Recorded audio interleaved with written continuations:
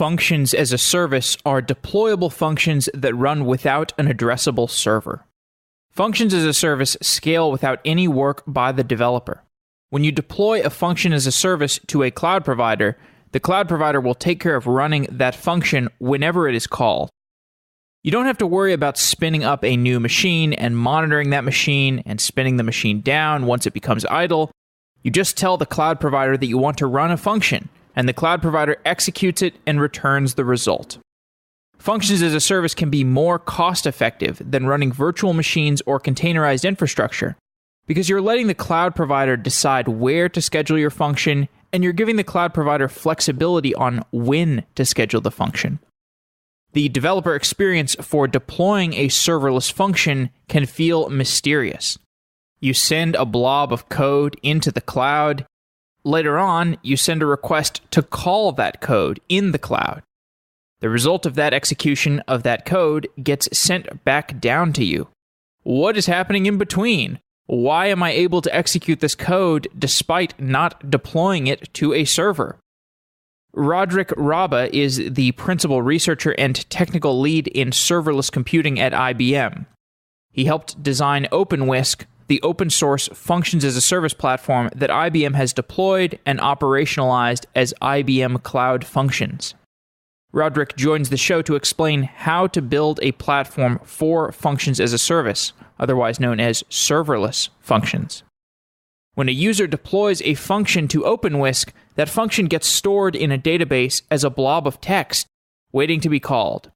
When the user makes a call to that function, OpenWhisk takes it out of the database and queues the function in Kafka, and eventually that function gets scheduled onto a container for execution. Once the function has executed, OpenWhisk stores the result in a database and sends that result to the user.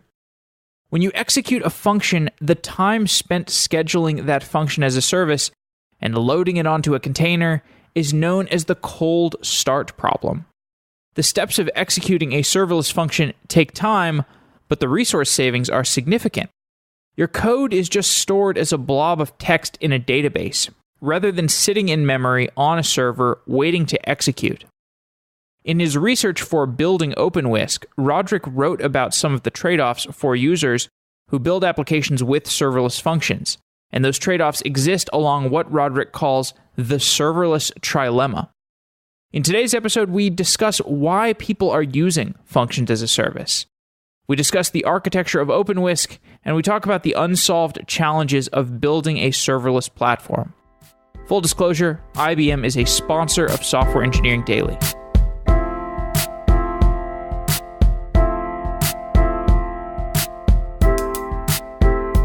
If you have your finger on the pulse today, you're interested in blockchain and Ethereum. And the landscape is constantly changing, so there's a lot to keep up with. Subscribing to the Consensus weekly newsletter provides you with the most trusted source of information and updates on the blockchain space at softwareengineeringdaily.com/consensus. Consensus is the largest blockchain company focused on building software on the Ethereum platform. Consensus has built several of the leading dApps, decentralized applications, in the Ethereum ecosystem, and it offers some of the most popular free Ethereum developer tools such as MetaMask, Infura, and Truffle. These tools are essential if you're thinking about building an Ethereum dApp. To learn more about Consensus and Ethereum, visit softwareengineeringdaily.com/consensus and sign up for the Consensus weekly email newsletter. And if you want to hear a show about one of the topics, send me a tweet at software_daily and tag Consensus with the topic that you would like to hear about.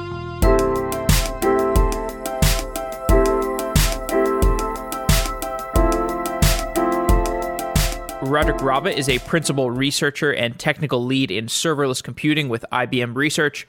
Rodric, welcome to Software Engineering Daily. Thanks, Jeff. I'm excited to do this. In previous episodes about serverless or functions as a service, we've talked about how the architecture of applications can change to take advantage of functions as a service. And you work at IBM, you work on OpenWhisk, which is an open source version of a serverless platform, so you're well versed in this topic. The application model that we've used for years involves not only functions, but also objects and state and databases. So we all want to take advantage of this new serverless idea where we can just have stateless computation that we deploy as a function to an opaque blob of compute in the cloud somewhere. And if people are unfamiliar with this, we've done lots of previous shows where you can get the basics on serverless. So I'm going to assume that the listeners have some level of understanding about serverless architecture and what serverless actually means. What are the application architectures that are evolving to take advantage of these functions as a service? Yeah, that's a great question. So functions as a service, when it really came out and as it's evolved, has proliferated this myth that functions are stateless, where in fact they're not really stateless. And that's a fact of reality. When you write code today, when you're going to run it in the cloud, you're going to be interacting with APIs. You're going to get your I/O from somewhere as an external source. And that inherently implies some notion of state. You're setting up database connections. You're going to be reading objects from a database. You're going to be using other APIs to enrich the functions and the capability that you're computing over. And so even though platform providers say functions should be stateless, it's really a myth. And to do anything real, you end up as a developer having to involve a lot of stateful management within your function itself. And that creates added complexity so that while functions as a service has been attractive, it's putting the burden on a developer to manage a lot of the state, a number of the things that you alluded to. And where I see a frontier in serverless computing really being pushed forward, and this is not just unique to IBM, but I think in general for all the platform providers looking in this space at about the same time, is looking at the state management and how you manage state complexity for applications. Because to build interesting applications, you're going to not only have functions that have to interact with the outside world, but they have to persist some notion of state in terms of the computation as it evolves over time. And you see this for where serverless is used today in terms of CI/CD, which is continuous integration delivery. You see it in workflow orchestration. You see it in conversation services and chatbots. There's a number of these use cases where you might have applications that you can build out of functions as a service, but you need a little bit more. And where we're looking to take this from Apache OpenWhisk and also its hosted version, the IBM Cloud, called IBM Cloud Functions, is to deliver that next tier of value proposition with respect to state management.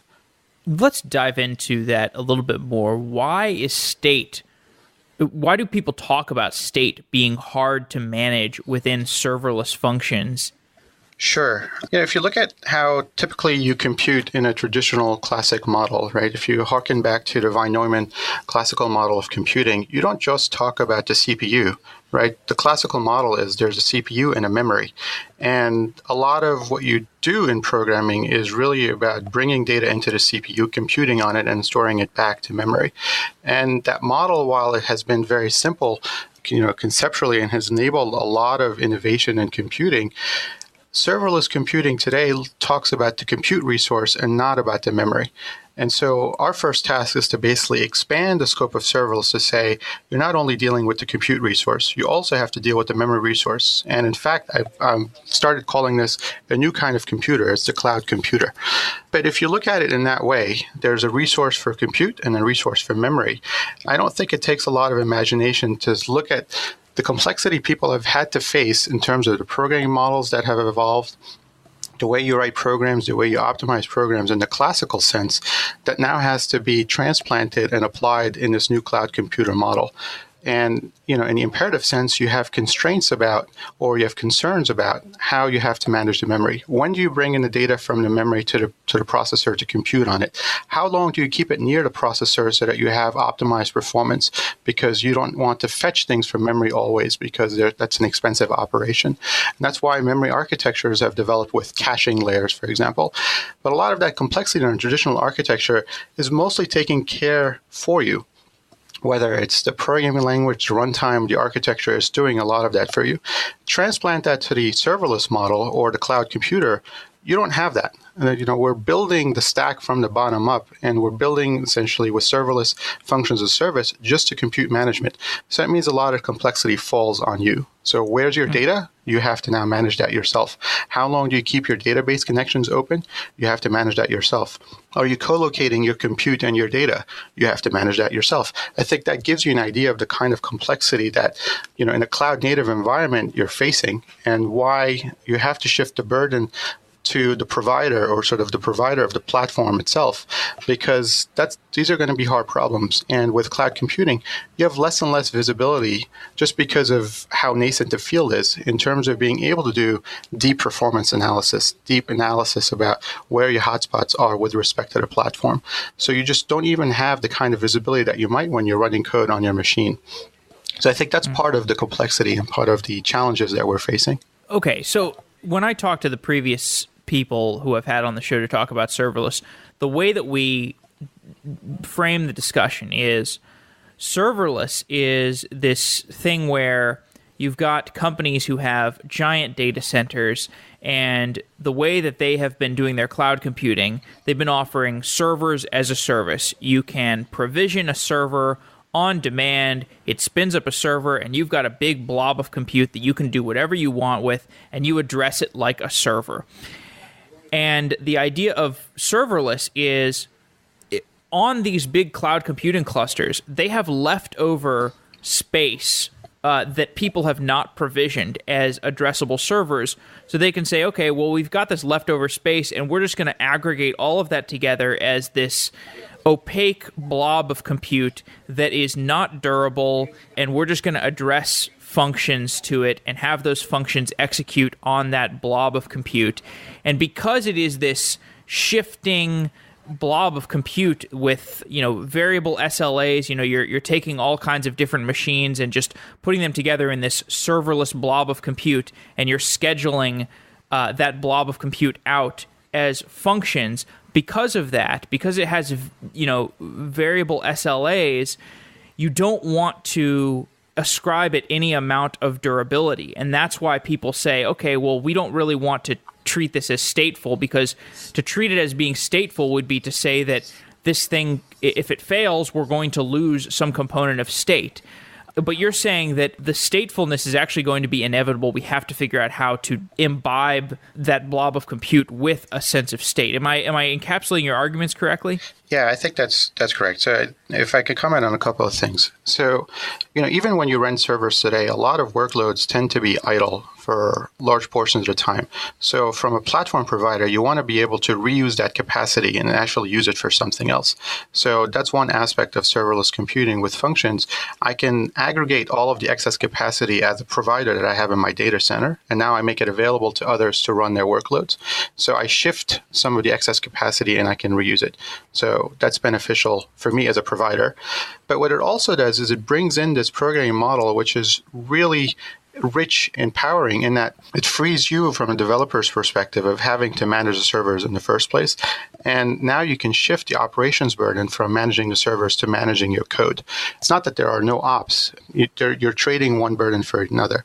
But when you do this, and when you shift into this model, it's inherent in the kinds of applications that you're going to build that there is going to be some aspect of state. And if you don't take that into account and you don't make that first class, things that are attractive about this model will lose their value because it becomes expensive to, for example, reestablish database connections because your compute was ephemeral and you've lost it.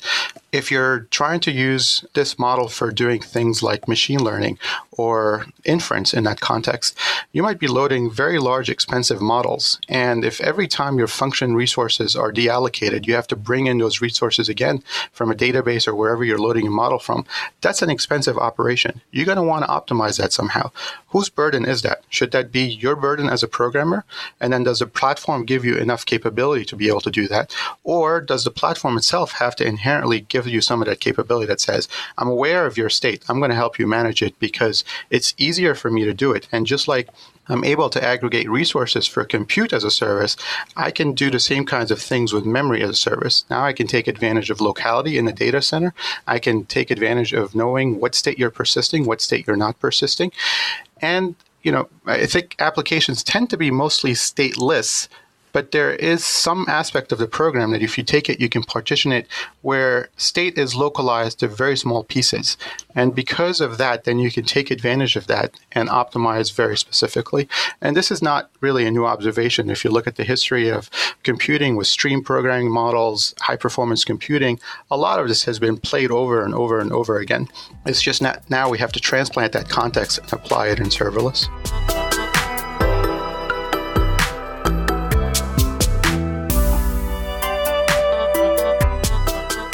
This episode of Software Engineering Daily is sponsored by Datadog.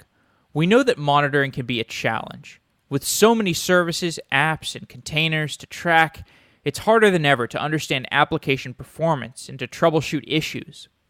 Built by engineers for engineers, Datadog is a platform that's specifically designed to provide full-stack observability for modern applications.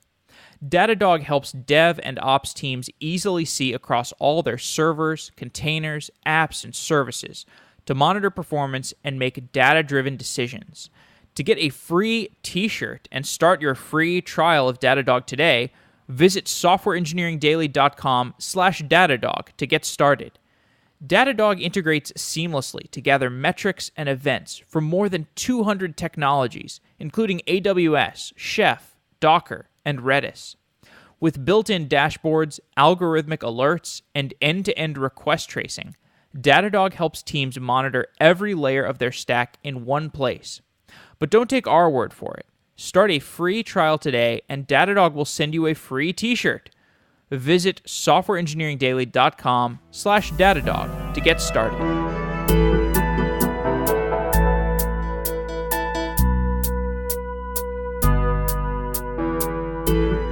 I want to jump ahead to talking about OpenWhisk because we've done a bunch of shows about serverless computing, but we've not done shows about how to actually build a serverless platform.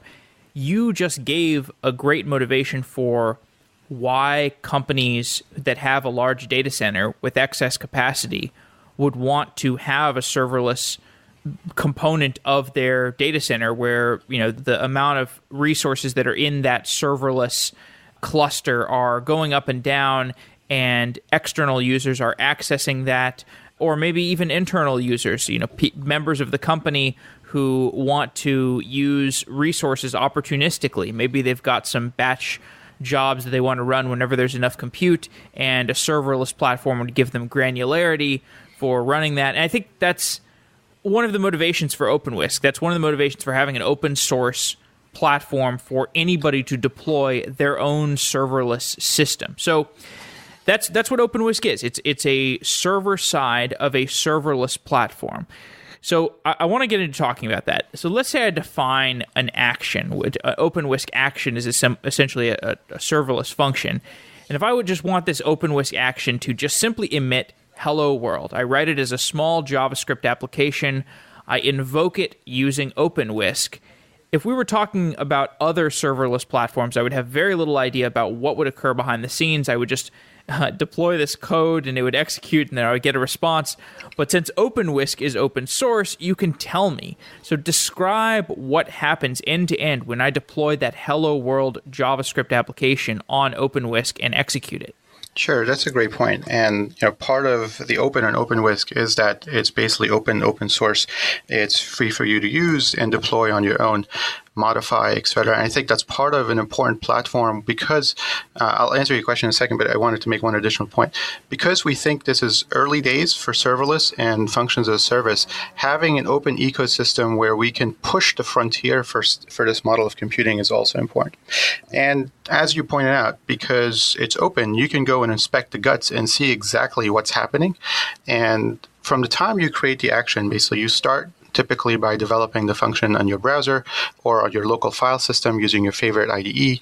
And then you make an API call to OpenWhisk or the hosted version of it, like in the IBM Cloud Functions, for example, that makes a copy of your function that then gets hosted on the server side. So this is the OpenWhisk side of things. And that function is there. There's no resources provisioned just because you created the function. It's only at the time when you actually invoke the function that then something happens. And that something essentially translates to the system having to, at the end, provision a container to inject your code into it and then send it any parameters, run the function inside that container, get the parameters out, and also get the logs out. So what happens in that flow is that there's essentially an API controller, which accepts all API requests, whether it's traditional create or delete operations or what we call activations. That's our terminology for running an action or invoking it. When the controller receives a request that says invoke an action, it posts internally a message over a message bus. And in the current implementation, we use Kafka for that, which is proven for durability and also low latency of communicating messages across a control plane. So the controller posts a request to the message bus that says, I have a request. Somebody would like to execute this function. That message is picked up by one of invoker machines, which are slaves in the system that understand how to talk to containers and receive requests, essentially try to queue them as fast as possible, provision a resource, and run them. So the flow is basically controller receives the message. It goes through a load balancer to the message bus, which essentially queues the message for a particular invoker to run the action. Eventually, the invoker picks it up, runs it inside of a container, and then gets the results, creates the activation record, etc. And you can see this if you run OpenWhisk locally. You can see it in the logs. We have very detailed logs which help you flow through the entire execution. You can also use that to measure how long you're spending in any individual step. And you can also observe that yourself if you're trying to use OpenWhisk for running other kinds of actions, which maybe we'll get into a little bit later, with respect to compositions. So not just individual actions, but compositions of actions together. There's slightly different behavior that happens in that context, which the system has to take care of. But again, because the implementation is open, you can take a look and exactly see what happens in that context as well. Yeah, I do want to talk about the composition a little bit later, but about how OpenWhisk works, as you just described it, let's go through it a little more slowly. This architecture was described quite clearly in an article called Uncovering the Magic About Serverless, and I'll put that in the show notes, by a guy named Marcus Tomes. He describes it quite clearly as some diagrams. I found this really useful. So my function, I developed this function, and I'm going to deploy it to a serverless cluster. It's just a hello world function. And the first step is it hits Nginx, which is a reverse proxy and load balancer. And then it hits the controller. And the controller is written in Scala. It's going to do some orchestration between different components of this serverless framework. Describe what the controller does. So the controller has largely two pieces. One is handling all the API requests, and the other is a load balancer, which is going to make a decision about where to run particular activations. And let me explain that in a little bit later. For the first aspect, which is just handling API requests, for CRUD operations, which are create, read, update, delete of actions or other kinds of assets that OpenWhisk support, including packages, triggers, and rules, it interfaces to the database so that it's creating its records for the functions that you want to run, or the metadata that says, I have an event. When that event happens, create a trigger and a rule that causes an action to run. The second aspect is the load balancer, which is given a request to run a particular action, which might come in by directly trying to invoke an action, or because you receive a trigger that says, when this trigger happens, execute the following action. It has to make a decision about where to run this particular action. And the reason there's a load balancer in the controller is because we are very sensitive to latency. And because spinning up a container for us to run the action in downstream is expensive. I mean, it can take somewhere from 500 milliseconds or even a second or more. You want to be able to take advantage of resources you've already allocated to run that particular function for that particular user. So if I have a container that I've provisioned in the past, the load balancer is aware of that and wants to route that request to that same container. So the controller is doing both aspects. It's handling all the API requests, and it's also trying to do the load balancing, which is a way of maximizing utilization in the system and improving the locality of where we run individual actions. Mm-hmm. This is what other serverless platforms might call an API gateway or an API gateway, basically. It scales up and down depending on how many people are requesting actions from the serverless platform. So the API itself, or the controller itself, is a finite entity in terms of its maximum capacity it can handle. If the controller if the system, detects that the controller would need excess capacity, then that has to provision itself, a next controller, or typically you might deploy many controllers behind the same Nginx and then have some load balancing that Nginx is doing for you.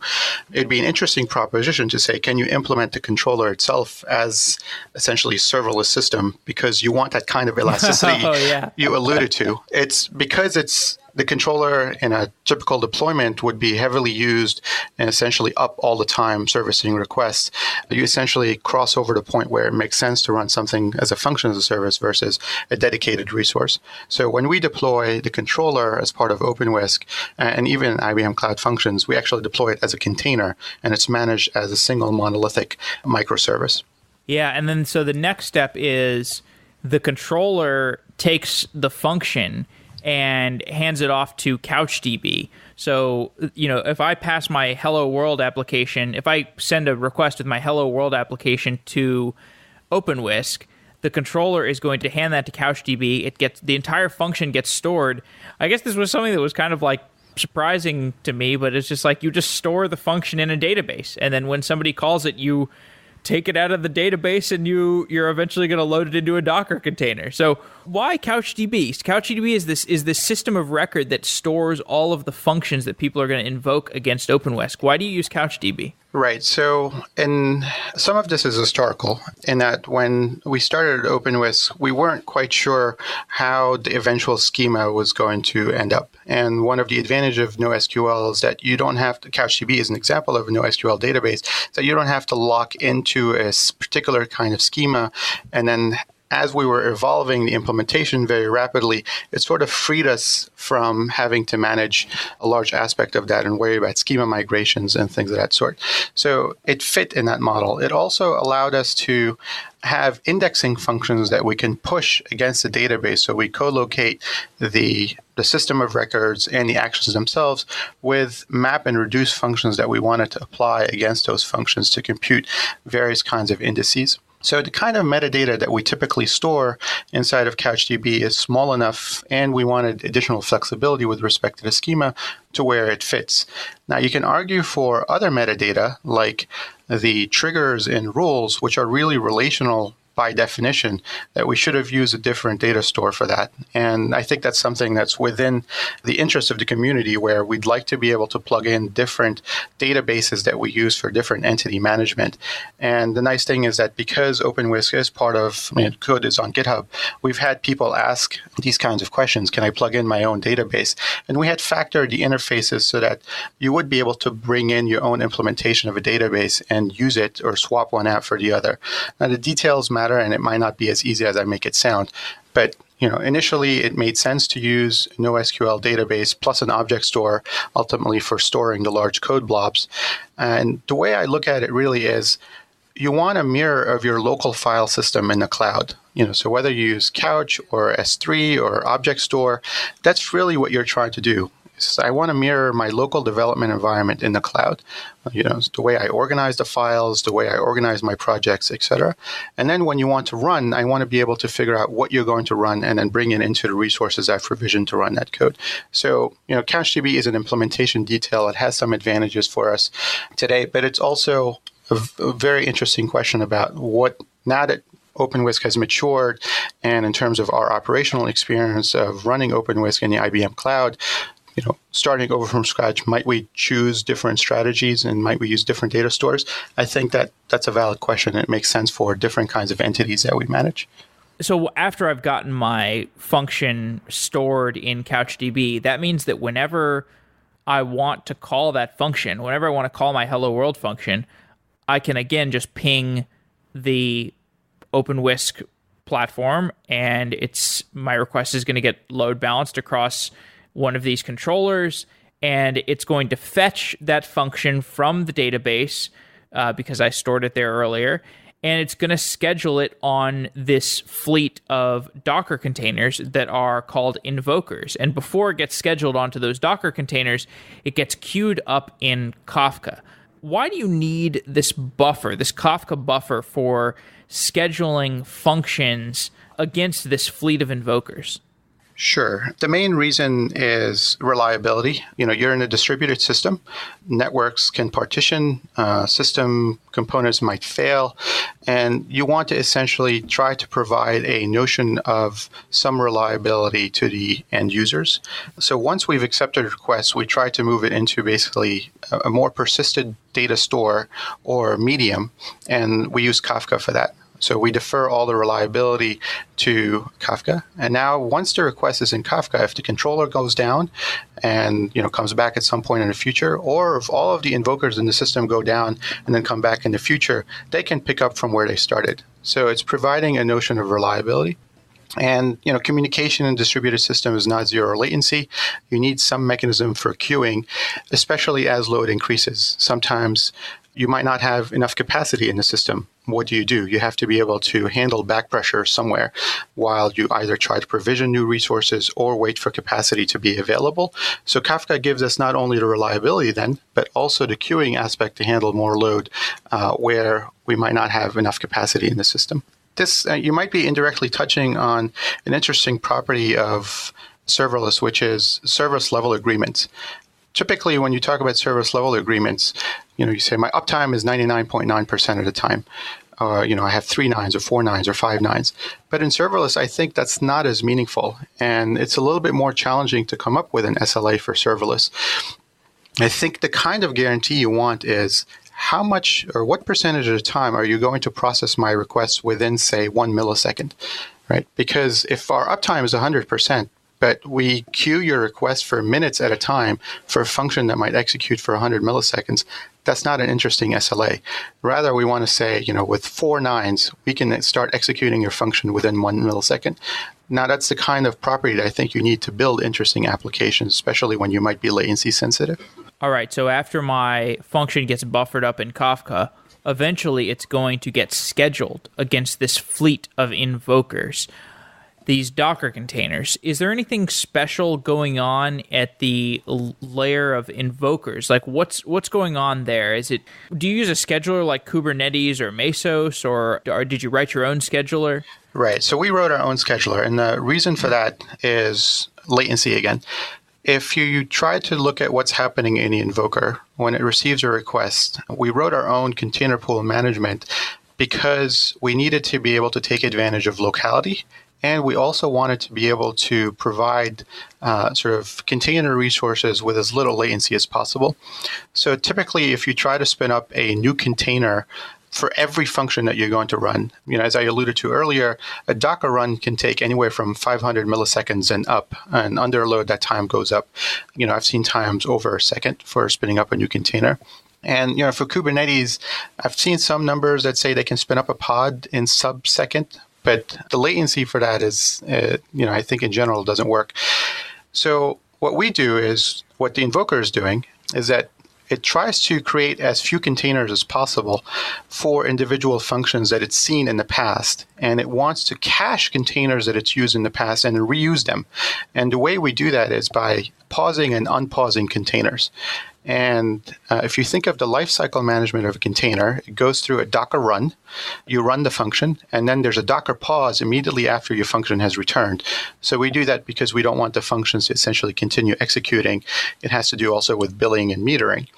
So once your container is paused, it's essentially not consuming resources. We can keep it around for a while. And if we get a new request to run that same function from the same user again, we can just unpause that container and then start executing again. And the Docker pause and unpause, we actually use something lower than Docker. We use runC. And the latency for doing that is on the order of 10 milliseconds, whereas a Docker run, let's say on average, is 500 milliseconds. So it's a very big performance gap. And this is also part of the reason why we don't use Kubernetes or Mesos or a container management system at that level. Because the way those systems are architected, I think today they're not quite there for being able to do that kind of low latency operations for functions as a service. That said, there's a lot of effort in this space and a lot of interest in being able to reuse some of these container orchestration systems for that purpose. So I would expect that in the future things will change. But until they do, we've had to sort of fill that gap, and that's part of why the Invoker essentially is a custom, bespoke container management system that we built as part of OpenWhisk.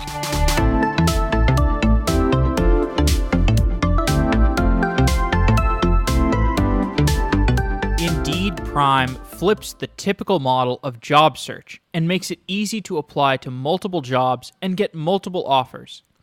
Indeed Prime simplifies your job search and helps you land that ideal software engineering position from companies like Facebook or Uber or Dropbox. Candidates get immediate exposure to top companies with just one simple application to Indeed Prime. And the companies on Prime's exclusive platform message the candidates with salary and equity up front. Indeed Prime is 100% free for candidates. There are no strings attached. Sign up now and help support Software Engineering Daily by going to Indeed.com/SEDaily. That's Indeed.com/SEDaily if you're looking for a job and want a simpler job search experience. You can also put money in your pocket by referring your friends and colleagues. Refer a software engineer to the platform and get $200 when they get contacted by a company, and $2,000 when they accept a job through Prime. You can learn more about this at Indeed.com/prime/referral. That's Indeed.com/prime/referral for the Indeed referral program. Thanks to Indeed for being a continued sponsor of Software Engineering Daily. If I ever leave the podcasting world and need to find a job once again, Indeed Prime will be my first stop.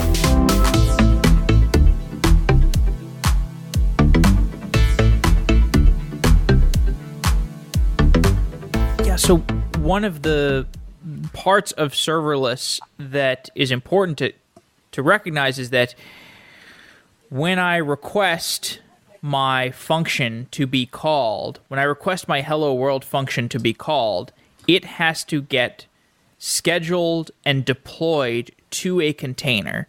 And this leads to what is called the cold start problem. And because you have to spend the time spinning up an actual container, contrast that with the pre-serverless world where you've got a container or a server that is already sitting there, and all you have to do is send an HTTP request to it, and you get a response, and it's low latency. This is like one of the trade-offs of the serverless world, is because the trade-off is you actually have to, you're going to have somebody spinning up this opaque blob of compute, and you have the cold start problem, and you're talking about, okay, we're going to have this cold start problem, but if somebody's going to call hello world one time, the cold start problem, okay, kind of unavoidable, we just have it.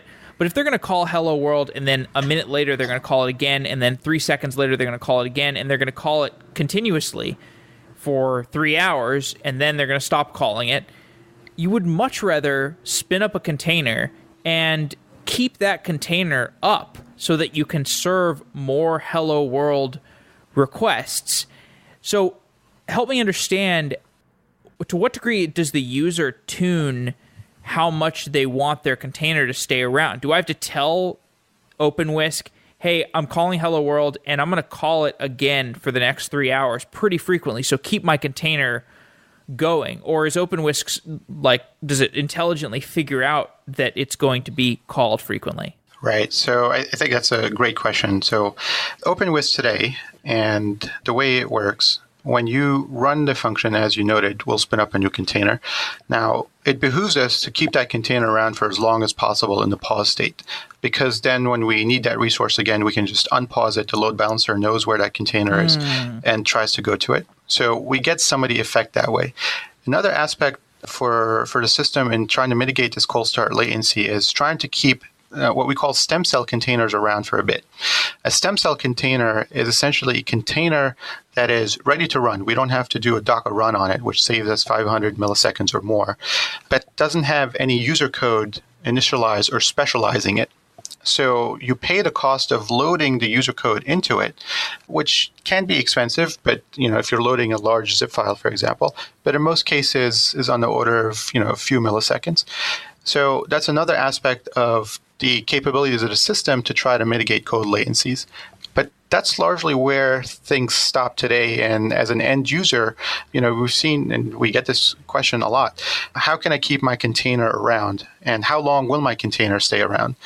So there are tricks And they're largely just tricks or hacks that people do today to keep their containers around by constantly pinging them. So you can ping them by firing an alarm, which generates a trigger that then causes the action to run. The action says, oh, I'm just a warm-up trigger, do nothing. So that keeps the container alive in the system. But that's a silly way of doing it. One, it's putting undue burden on the programmer to do this. And two, now we're using resources to wake up a container that essentially does nothing. So it's the kind of capability that you want to shift to the platform that either tries to do predictive analysis or tries to give the user some capabilities that says, here's a distribution of my load, and try to use that to keep my containers around as much as possible. This is, I think, a complicated problem, and there's probably good queuing theory models to explore this a bit. In some ways, also goes back to my service level agreement kind of model. I might have finite resources, so I don't want to keep your resources around if you're not really using them. But if you're an important customer or you're very latency sensitive, say chatbot or conversation service, hey, a 3-second latency spin up a container is basically dead in the water. That kills the user experience. So there's work that has to happen in the platform to make the latency very low, to deliver that user experience that you would get with a dedicated resource. And I think that's part of the challenge and the next frontier in computing in this model. And all is not lost in that, at least with OpenWhisk, we have the notion of sequences, which are actions that are going to run in essentially a pipeline manner or producer-consumer manner. We can use that. We don't do this today, just to be clear, but we could use that as a way of predicting what actions you're going to run because we essentially have a history. When you start executing particular action, we know you're going to also execute these other actions. So we'll have to go ahead and provision resources to cut the latency, and that's a form of speculation that the platform could do. So I'd like to see a model where the platform is doing more of this rather than the end user doing this. But there's also a hybrid model, and history tells us the hybrid probably works well, where the user might hint at what their load looks like. And then the platform uses that in combination with its speculation techniques and its prediction techniques to mitigate the cold start latencies. Does that kind of answer the question or where you were trying to get at? Yes, it does. And I want to talk about some of the other canonical problems with serverless, and especially some of the stuff that you've addressed in your research. We've been talking about how OpenWhisk as a specific serverless platform is architected. Now I'd like to talk about the usage of that kind of platform. And we've done a bunch of shows about event-driven architectures and how event-driven architecture relates to serverless applications because you have these events and one event triggers a serverless function, and then the serverless function might cause another event trigger. And so you get this cause and effect chain of different serverless functions being applied to one another, and that's how you start to develop rich functionality out of these fairly narrow functions as a service. It's almost like each function as a service can be the size of a helper method, and you have these helper method function as a services that you want to tie together to create rich functionality. And if I understand your literature correctly, this is what you call composition. You want to compose different serverless functions together to create richer functionality. Is that what composition is? Yeah, absolutely. It's saying that functions are the building blocks, and applications are made up of many functions that have to communicate and orchestrate a data flow between them. And composition is essentially the mechanism and the programming approach that we've taken to enable this kind of model on top of functions as a service and serverless computing. Mm-hmm. Now, in a monolithic application, I've deployed my giant application to a container or a server somewhere, and the upside of that is that all of these different methods are sitting in the same machine.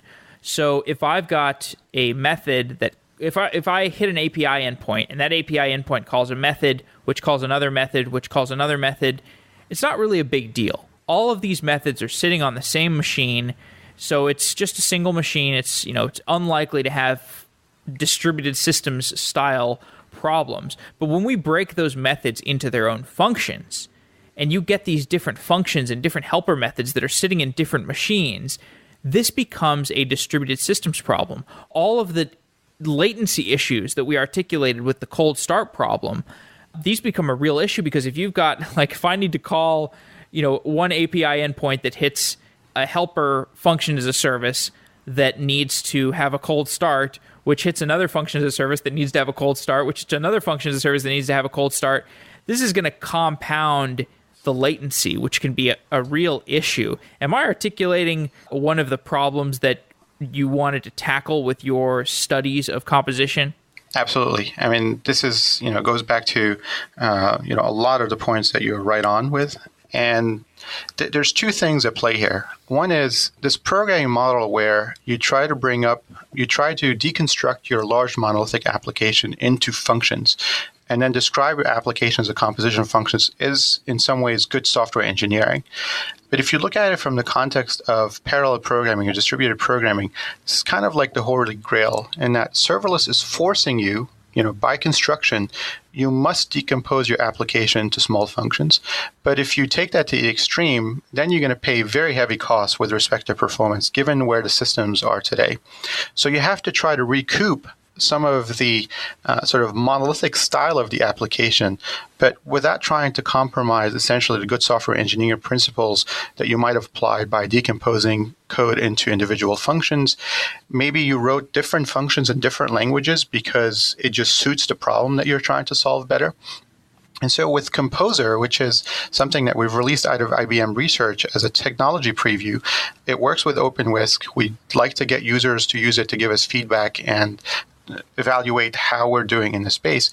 But part of Composer is to try to recover this aspect of the monolith by saying the applications might be individual functions that are cloud functions or inline functions that you write in place.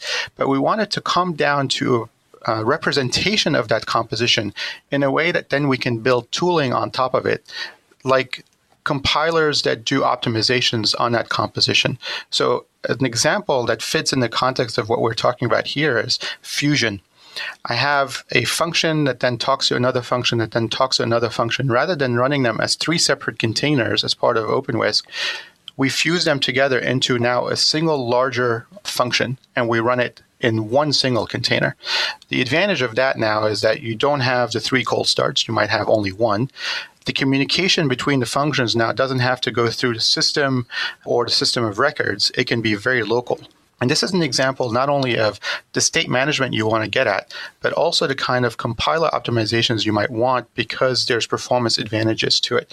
Informal experiments that we've measured, you can get 30x performance gains for even simple functions that you fuse in this way. And so the idea is really with Composer, is to expose the functions themselves as the individual building blocks, expose the communication between the functions, that's the data flow between them. And third is expose the state that individual functions might want to persist across activations. And with these three primitives sort of exposed as building blocks, then I imagine how we can build tooling on top of it to do compiler optimizations, to do automatic state management, to do runtime optimizations. And this is really the frontier that we're pushing from my group in IBM Research. Can you give an example of when a developer would want to use Fusion? So the idea is not necessarily for the developer to say, hey, I want to fuse these two functions together, but rather the developer says, I have two functions. I wrote them in a way that's natural to me. It's the system's job or the compiler's job to figure out when it should fuse them together. But given the state of things today, we've suggested to users, hey, for performance reasons, you should essentially apply manual fusion, which essentially takes all the functions and inlines them together into a single larger function. And you'd want to do this if you're building, for example, a chatbot where you're latency sensitive and the latency of the system might be too expensive for you to tolerate if you have too many cold starts for an infrequent use case. And this is a real use case where we've actually suggested to users, hey, I think for your sake here, you should just manually fuse all these functions together. So it typically happens that if you have functions that are written in the same language, like all Node.js code or all Python code, and you're really concerned about latency and performance, and your load is such that it's very infrequent to where you might suffer from a lot of code starts, you'll want to apply manual fusion. Our goal, however, is to say, really you shouldn't be optimizing things at that level manually. It should be part of the automatic tooling that the platform provides, that IBM Cloud Functions provides, for example, to do that optimization for you.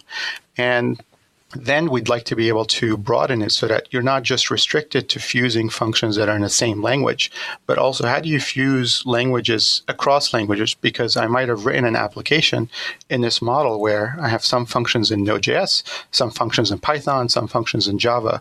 You typically can't do that very easily yourself. You have to increase the complexity of your code. So that's part of what we'd like to automate and mechanize and provide that as a platform capability rather than shift the burden to the end user. There's a term you define called client-side scheduling. Can you explain what that means?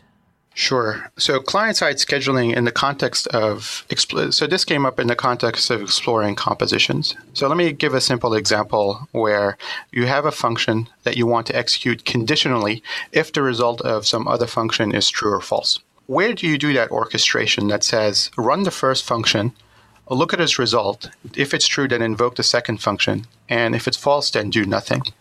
There's a scheduler that you have to run somewhere, or you can think of it as a workflow executor. We've called it a scheduler because essentially it's scheduling the execution of your application.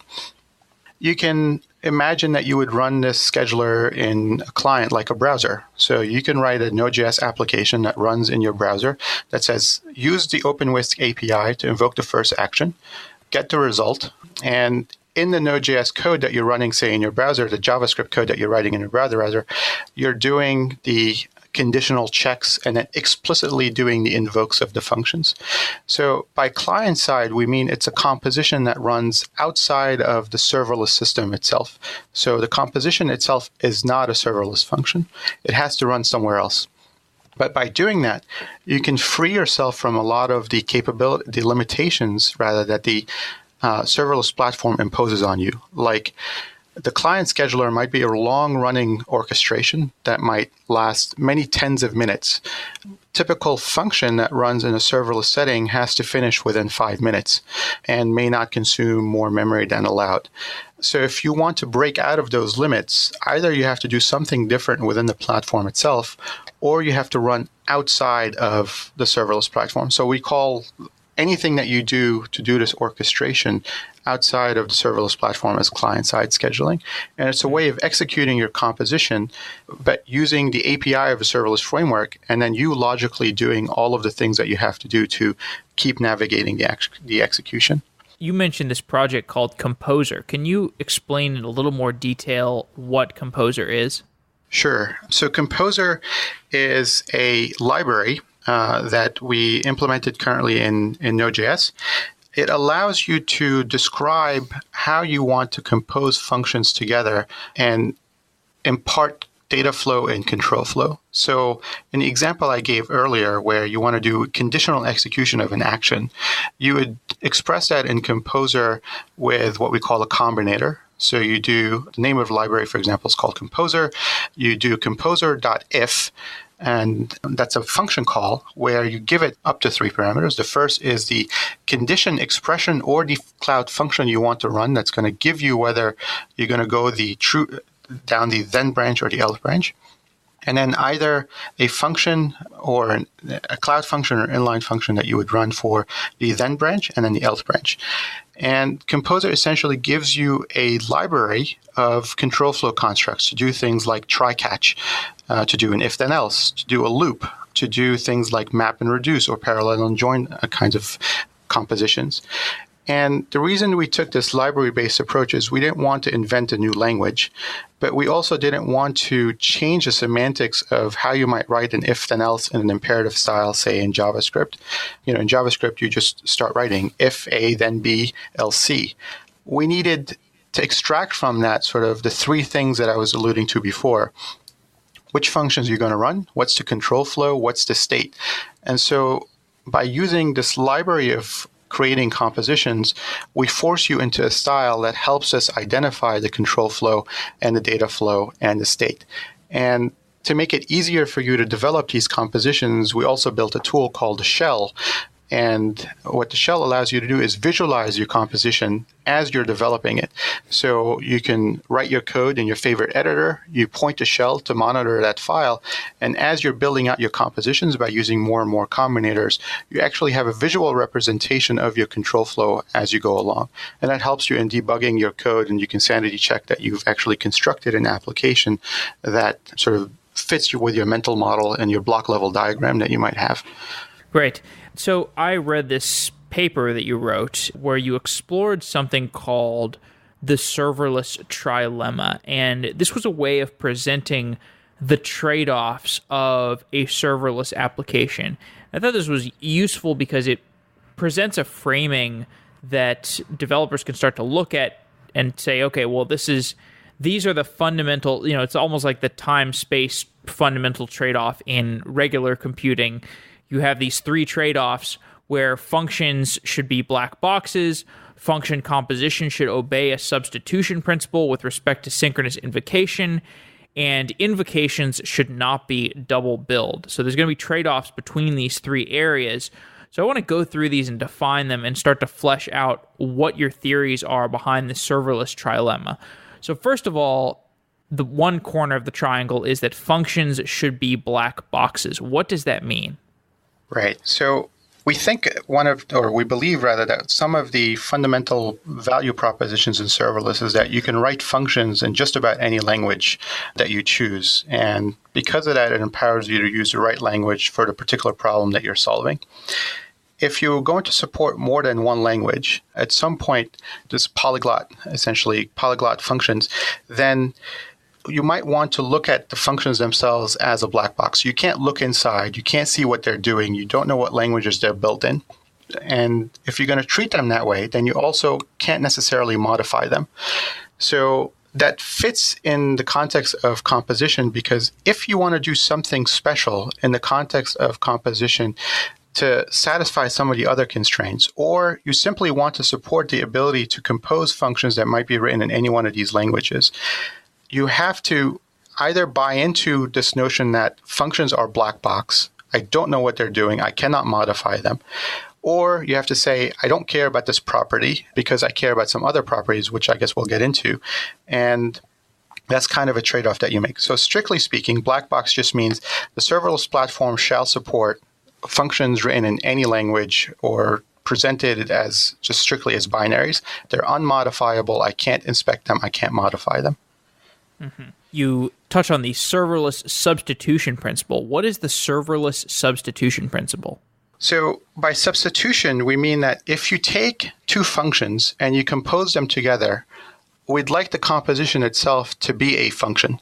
It has to behave as a function. I have to be able to call it as a function. I should not be able to distinguish that I've called a composition from individual actions. And in OpenWhisk, we had an example of this even from very early days, because we thought this was a fundamental property even when we were building OpenWhisk with sequences. So when you use Apache OpenWhisk, today you can create individual actions or you can create sequences, which is a primitive composition that essentially forms a pipeline. The way you execute the sequence is the same way you execute the action.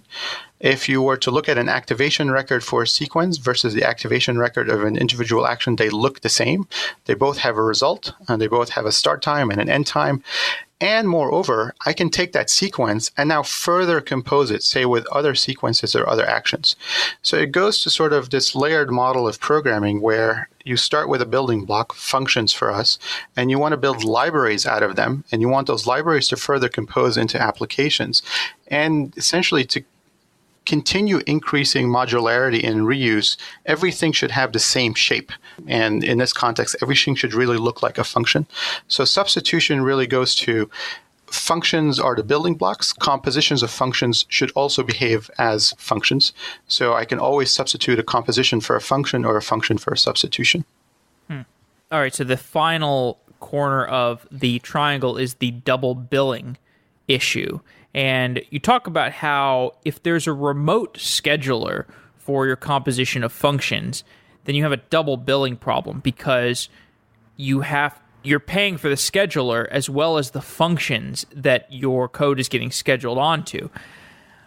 So what is the double billing problem? Why is that important to this trade-off? So the double billing applies really if you're going to try to run the composition inside the serverless framework. To the client-side scheduling that you asked about earlier, right? If I'm running the scheduler, essentially, that says compose function A with function B on my laptop, then I'm not necessarily subject to double billing in that the serverless platform is not billing me for that scheduler, right? It's running on my laptop. It's outside that system. But I have to keep my laptop on. Now, the composition that I have running in my laptop can't be reused, so other functions can't really call into my laptop to use it.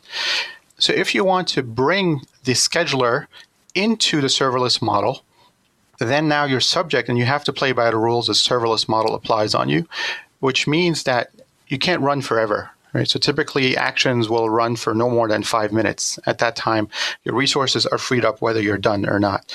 So if you want to compose two functions that themselves each take 5 minutes, there's just no way for you to execute that code without running the scheduler at the same time as your other functions, and then having to possibly respawn yourself so that you can see if the execution has finished. And now what you've done is you've written code that is basically paying for the idle time or the waiting time of the scheduler in the serverless framework. So not only are you paying for the execution of the individual actions that you've run, but you've paid for the scheduler that you're running as a function in a serverless platform. And it's not just a paying in terms of cost, you're paying in terms of time, which means you have to be subject to this time limit that the system imposes on you. And you have to do some extra things to deal with corner cases where the things that you're composing run for more than 5 minutes. So we use the term double billing because I think it's easy to understand in the context of I'm running the orchestration as a function. I'm going to pay for that. I'm running the actions as a function. I'm going to pay for those. And so now I'm double billed because I paid for two things. And from serverless, right, one of the tenets of serverless is don't pay for idle time. And the scheduler's role is really to just sit there and wait between executions that say, is it finished? When it's finished, then I make a next decision about what to execute next and execute. So double billing really refers to the schedulers running inside the serverless framework and having to deal with either the time limits that the system imposes on you or the metering that it does in terms of the dollars you pay for the scheduler itself. So together, double billing, the black box, and the substitution principle provide three constraints that, as a provider of a serverless framework, you have to choose among or do something special to support all three. Mm-hmm. Now let's bring this full circle. The Serverless Trilemma was this paper that you wrote about constraints that a serverless platform operator is going to need to abide by. We started this conversation talking about OpenWhisk, which is a serverless platform that you've contributed to heavily. Explain how the ideas that you explored in that paper, the Serverless Trilemma, how did those affect the development of OpenWhisk? Yeah, so a lot of those ideas came out of our work with supporting sequences in Apache OpenWhisk. And as I alluded to, sequences and the way they evolved, we started running them so just to remind the audience, a sequence is essentially an action that runs, which was going to individually call actions A, B, and C, say, for a composition of those three actions. We started by having a version of sequences which itself ran as an action.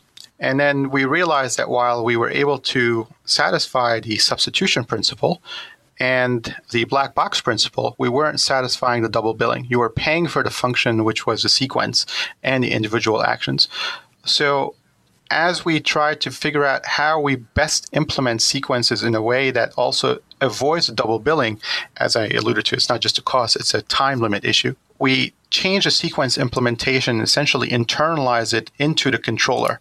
And so while we were talking about the controller earlier, I left out that there's special schedulers within the controller that understand the kinds of actions that you're running. So a particular kind is the primitive action, a primitive function, but also a sequence. And so if you're running an execution that's a sequence or a composition that's a sequence, the controller understands that, and then it schedules it internally. And because of that, we're able to provide essentially a trilemma satisfying implementation of sequences.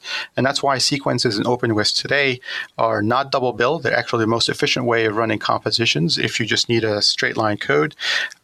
They support the black box because you can compose functions that are polyglot and essentially solve the double billing and the substitution principle.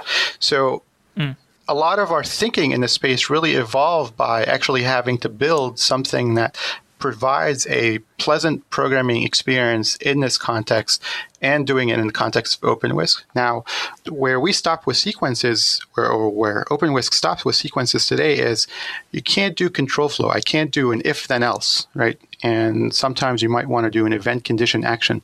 I want to short circuit the sequence. And I might want to do error handling. My sequence errored out. I want to try catch. I might want to flow parameters from one action at the head of the sequence all the way to the tail of the sequence, but without really having all the individual actions in between see that data, because it might be a secret that I want to manage. And I want to sort of keep a separation of secrets from the rest of the data flow. So when you start looking at going from the simple control and data path that sequences give you to building larger and more rich applications with different kinds of computational graphs, you need something new. And so this is where we started building Composer. And as we built Composer, we also worked on the user experience. And so Composer and the shell, I think, go hand in hand for that. It's available on NPM. You just go download it and use it. And as we were doing this for composition, we realized that then again, we have this trade-off between the three axes of the serverless trilemma to solve. And what we've done with Composer today is we've put out an implementation that supports black box composition. To some extent, we're working on addressing the double billing issue. And some of the changes that we're contributing from IBM Research back to Apache OpenWhisk will address the substitution principle as well. So just like we had done in sequences before, we'd like to bring this full capability of compositions that are trilemma satisfying to the framework. And this is what sets, I think, Apache OpenWhisk in our work with it from IBM in that context. We can make these changes. And one of the things our paper shows is that the platform has to do something special if you want to satisfy all three aspects. Otherwise, you have to break one of them. There's just no way around it. And if you look at some of the other models in the space, you can really cast and see which of the three constraints they break. All right. Well, I'd love to wrap up by just talking a little bit about your research and what else you're concerned with around the serverless area, because I haven't seen many papers written about serverless other than the Serverless Trilemma and I think a few others. What are the areas of research around serverless that you would like to examine? There's so many. And this is, I think, what's exciting and actually a good place for us from IBM Research to drive some of these. And, the framework to look at this, and I think the way to imagine how we're approaching this is you look at serverless as a new kind of cloud computer. Composer gives us essentially a foundational model for how we want to program this cloud computer.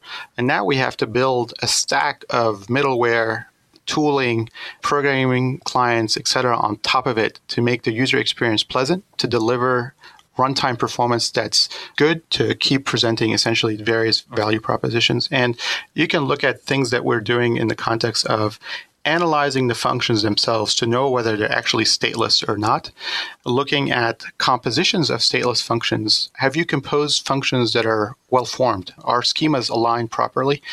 What are the issues around security in the context of compositions? Can you do things like taint analysis to say, hey, look, your composition is leaking sensitive data. You did not intend to do this, perhaps. Can you provide provable guarantees in this space that, hey, your composition is sound or not sound? Can you do things with respect to runtime optimizations?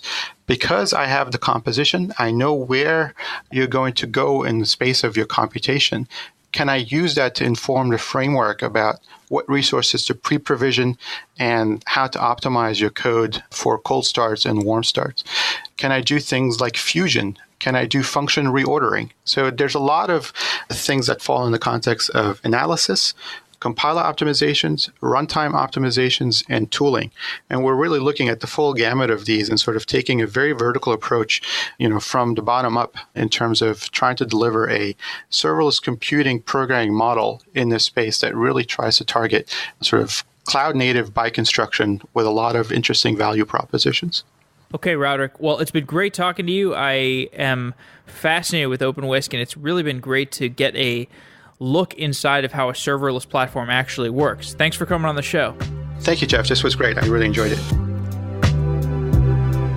Simplify continuous delivery with GoCD, the on-premise, open-source, continuous delivery tool by ThoughtWorks. With GoCD, you can easily model complex deployment workflows using pipelines and visualize them end-to-end with the value stream map. You get complete visibility into and control over your company's deployments. At gocd.org/sedaily, find out how to bring continuous delivery to your teams. Say goodbye to deployment panic and hello to consistent, predictable deliveries. Visit gocd.org/sedaily to learn more about GoCD. Commercial support and enterprise add-ons, including disaster recovery, are available. Thanks to GoCD for being a continued sponsor of Software Engineering Daily. Wow!